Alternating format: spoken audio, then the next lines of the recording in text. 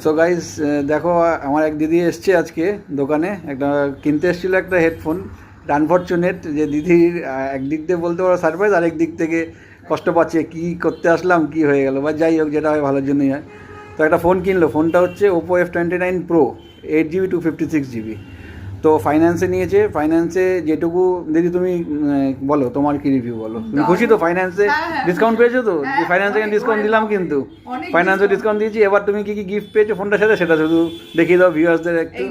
As per commitment first solution যেটা বলে সেটা করে, শুধু দেখে নাও কি কি পেলো। দুটো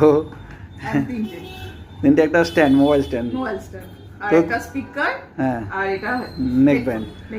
তো তুমি কি রিভিউ কি দিতে চাও এই আমার দোকানের প্রতি, কাস্টমার আমার ভিউয়ারদের জন্য? খুবই ভালো, মাস্ট ভিজিট করো, এসো। আর ওর বিহেভিয়ার তো ভীষণই ভালো, আমি খুবই খুশি।